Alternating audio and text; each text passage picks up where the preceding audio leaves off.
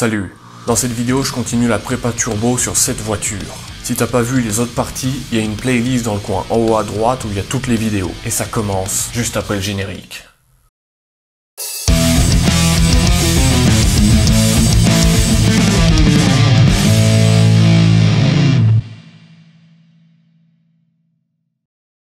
À la fin de la dernière vidéo, j'ai remonté le carter d'huile et je me suis occupé de l'arrivée et de la sortie d'huile du turbo. D'ailleurs, je les remodifierai plus tard pour que ça soit encore mieux. Le but pour aujourd'hui, ça va être de changer le joint de culasse pour pouvoir légèrement décomprimer le moteur. Sauf que j'ai jamais enlevé de culasse et j'ai jamais fait de distrib.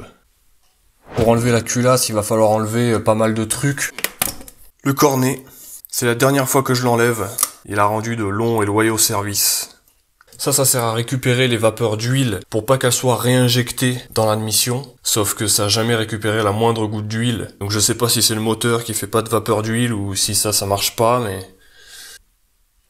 La particularité de ce moteur, c'est que c'est un modèle SPI, qui veut dire injection monopoint. Single Point Injection en anglais. Au lieu d'avoir un injecteur par cylindre, il y a un seul injecteur pour les 4 cylindres. Forcément, quand on fait une prépa turbo, c'est plus intéressant d'avoir 4 injecteurs, puisque comme ça on peut les changer et comme ça il y a plus de pression d'essence. Mais là, il y a qu'un seul injecteur, donc forcément on va être un peu limité. Mais je m'en bats les couilles. Faisceau d'allumage. Le cache-courroie il est tout pété.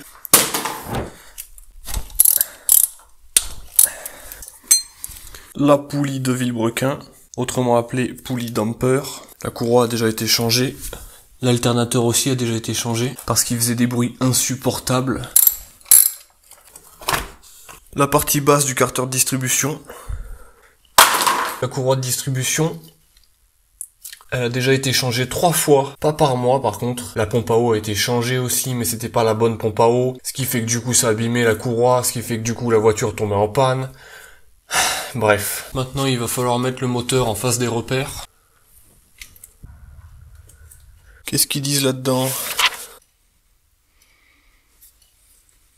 Bon, au cas où je vais faire un repère quand même.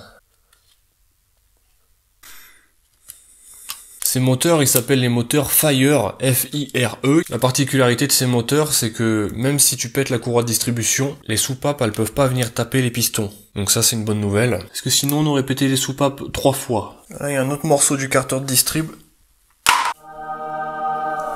La courroie est là. Oh, franchement, elle est comme neuve, donc je vais pas la changer. Encore un morceau du carter de distrib. Ça, c'est le retour d'essence. Ça, c'est l'arrivée d'essence. Dans ce moteur, il y a plein de trucs comme ça, là, en fer, qui servent à tenir des trucs. Je vais tous les virer.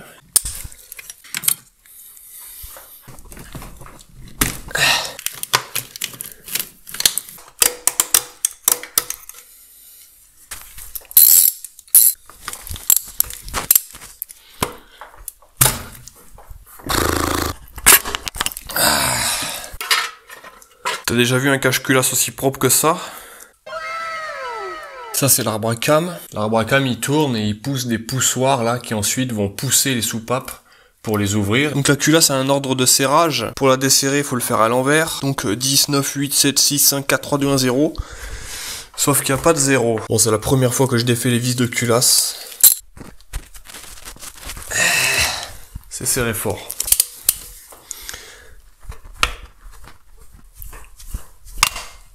Putain. Oh.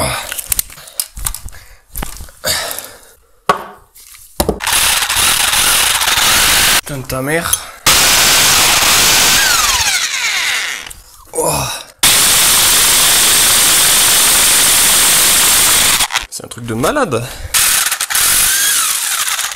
Frérot, c'est vissé, un truc de malade. J'ai jamais vu un truc autant vissé. Comment ça rip? Truc de ouf.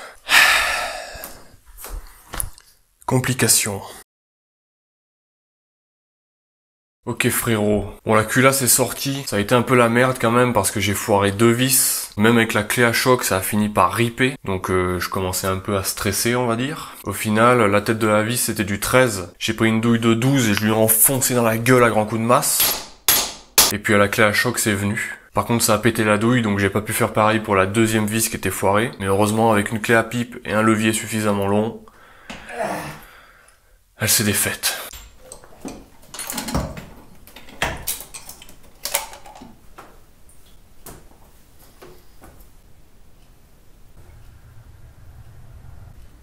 Du coup, le joint de culasse est là. Et je vais le remplacer par celui-là. Ça, c'est un païen, et celui-là, il fait 2 mm. Donc normalement, il est un petit peu plus épais que celui d'origine. Dans l'idéal, il en faudrait un 3 mm. On les trouve qu'en Italie, ceux-là, ils sont fabriqués sur mesure. Ça coûte 200 € pièce, alors que celui-là, il coûte 30 €. Avant de remonter le nouveau joint de culasse, je vais quand même nettoyer parce que là, c'est un peu tout pourri. Et je vais en profiter pour réagencer un peu la baie du moteur parce que tu vois, il y a des câbles partout. Il y a des trucs de merde en ferraille un peu partout aussi. Donc, je te recontacte plus tard.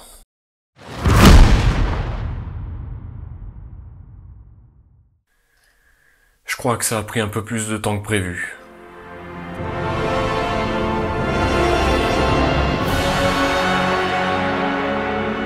Comme tu peux le voir, enfin j'espère, j'ai fait 2-3 bricoles, j'ai repeint la baie. Va pas croire que je l'ai fait à l'arrache, hein. J'ai poussé tous les faisceaux, j'ai enlevé tout ce qui traînait, j'ai enlevé la batterie, j'ai enlevé le vase d'expansion, j'ai enlevé l'écu, j'ai poncé, j'ai dépoussiéré, j'ai dégraissé, j'ai apprêté par endroits, j'ai peint et j'ai verni.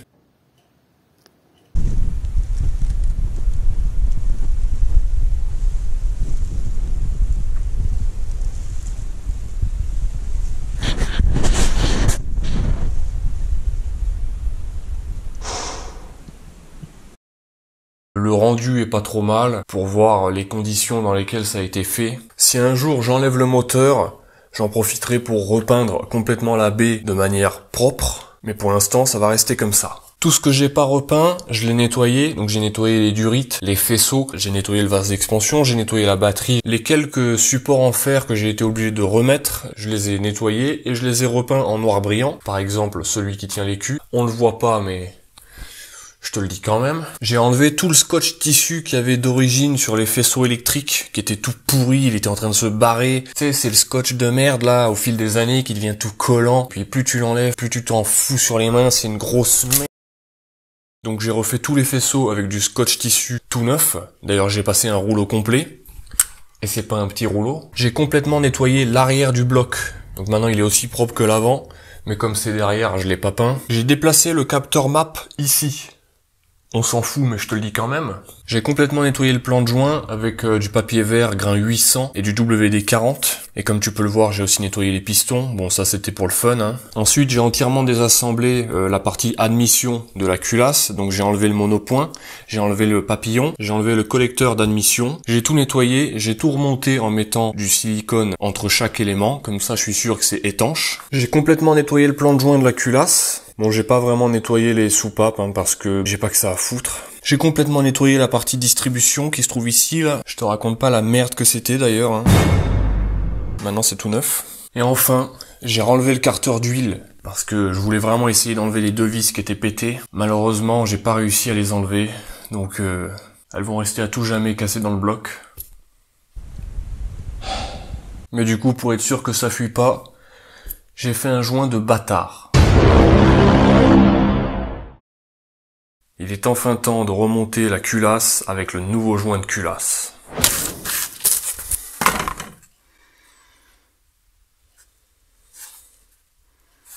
Bon, normalement on peut pas se tromper de sens, donc c'est comme ça.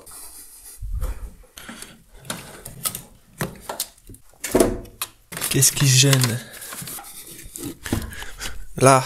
Maintenant, on va visser la culasse. Normalement, à chaque changement de joint de culasse, il faut remplacer toutes les vis de culasse. En plus, moi, j'en ai abîmé. Donc voilà les nouvelles. En plus, avant, il te rappelle même l'ordre de serrage et le couple. Donc ça, c'est sympa.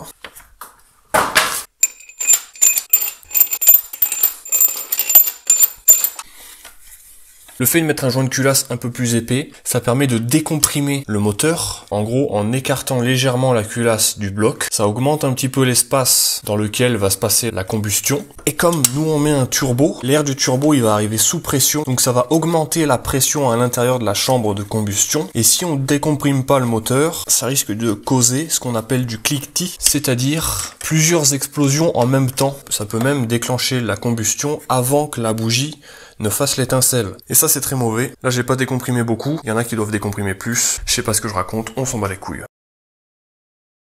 Donc maintenant faut tout serrer au couple. Première phase, 20 Nm. J'ai pas 20 Nm. C'est parti. Clic. Ok. Deuxième phase, 30 Nm. Ok. Troisième phase, serrage angulaire de 90 degrés.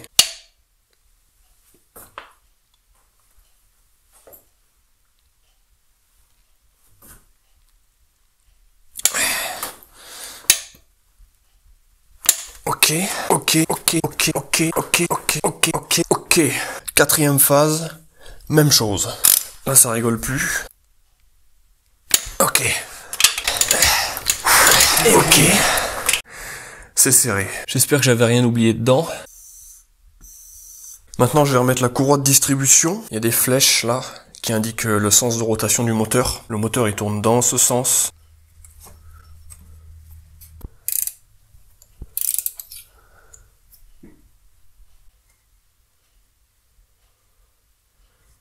Non, ça me paraît bien, hein.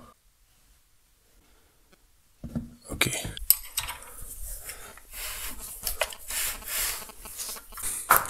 Carter Distrib tout neuf. C'est beau. Ce câble là, hop. Tu vois, je lui ai mis une gaine tressée, c'est magnifique. Ça faisait à peu près 25 ans que c'était pété ce truc. C'est incroyable de le voir réparé. Maintenant je vais remettre les durites là. Ça passe dessous comme ça. Ok. Nickel. Si, là c'est bon. Ok. Celui-là il est serré, celui-là il est serré, celui-là il est serré. Ça. Non. C'est celui-là. Tac. Tac. Voilà. Là, il y avait une masse. Elle est ici. Ici, il y avait quelque chose, là. Oui, bah oui. Il y avait un support qui tenait aussi les fils de bougie, mais je le vire parce qu'il est moche et je l'aime pas. On va juste remettre la masse. Je vais la mettre sur celle de gauche.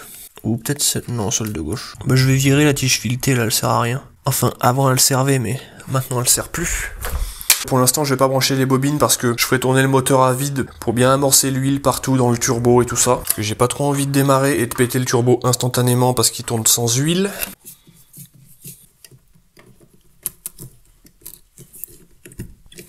Nickel. Au début du projet, j'avais dit que je voulais rajouter une jauge de pression de carburant et ça se place au niveau du retour d'essence. En gros, cette jauge, elle va me permettre d'ajuster la pression de l'injecteur. Ça va me permettre de mettre la jauge.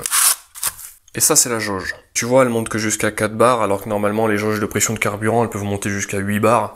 Je sais pas pourquoi d'ailleurs. Et comme sur cette voiture, le maximum, normalement, c'est 1 bar 2. J'ai pas besoin que ça monte jusqu'à 10 000. Donc ça va aller là-dedans. Donc ça veut dire qu'il va falloir que je le coupe. Là. La durite, elle a 25 ans, frérot.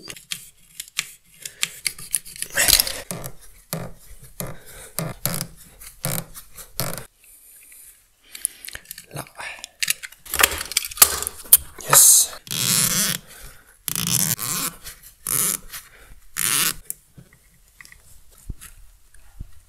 Hop.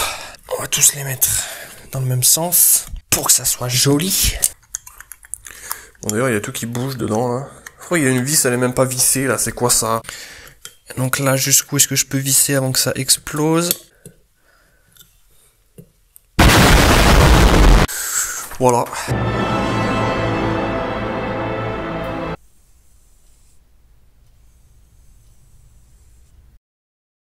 J'ai remis la poulie dumper, j'ai remis la courroie, et je l'ai retendue. Là, je peux te dire, elle est tendue. Ça, c'est les bougies qui étaient dans le moteur. Mais le problème, tu vois, c'est que l'électrode, elle est un peu blanche. Et ça, c'est pas bon signe. Ça voudrait dire que le mélange est un peu pauvre. Sauf qu'elle consomme sa mère et j'ai toujours cru qu'elle était très riche. Mais ça peut vouloir dire qu'il y a peut-être eu une prise d'air. Je soupçonne cette merde. Ça, c'est le truc qui vient se mettre dans le bordel, là. Je sais plus comment ça s'appelle. Comment ça s'appelle? Servo-frein. C'est le truc qui vient dans le cerveau frein là-bas. Et ensuite ça se branche directement sur l'admission ici. Mais en fait il est, tu vois, ça tourne comme ça. Et il n'y avait pas de collier, hein. Celui-là je l'ai rajouté, mais je soupçonne ce truc de pas être étanche. Donc je vais le refaire parce qu'il me pète les couilles. Concernant les bougies, c'est censé être des NGK Iridium BKR 8EIX, mais je les soupçonne d'être des fausses. Et il me semble que normalement elles sont censées être gapées à 8, mais visiblement c'est pas le cas. Donc les gaps c'est 80, 75, 75, 65. What the fuck? En même temps elles coûtaient genre un tiers du prix. D'occasion sur eBay, frérot, c'était très bizarre. Du coup je vais remettre les bougies qui y étaient avant. Donc ça c'est des vraies bougies Iridium NGK BKR 8EIX, je suis pas sponsorisé. Elles étaient gapées à 0,8 et je les ai gapées à 0,7, ça me paraît pas mal pour mon utilisation.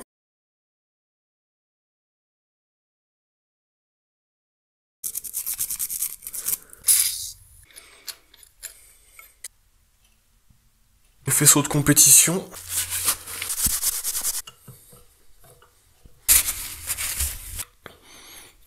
Je remettrai plus tard le cache-culasse. Je vais remplacer ce tuyau de merde. Ça c'est ce qui me reste de la sortie d'huile du turbo. Avec ça, frérot, il n'y aura plus de problème. Je vais mettre ce truc au milieu.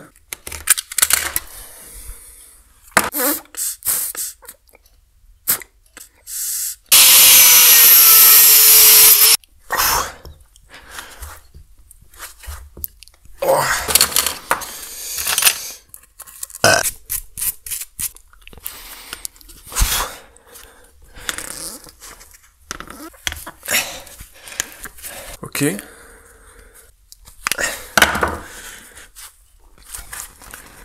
Nickel. Il me faut bien ça, quoi. Là.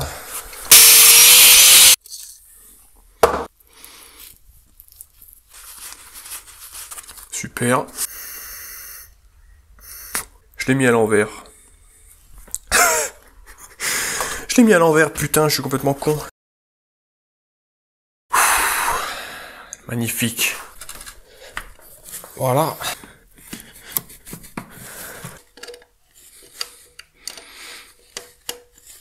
Bon, ça me paraît bien. Beaucoup mieux que ce qu'il y avait en tout cas. Il y a quand même du débattement si le moteur il bouge un peu. Je vais remettre le câble d'accélérateur.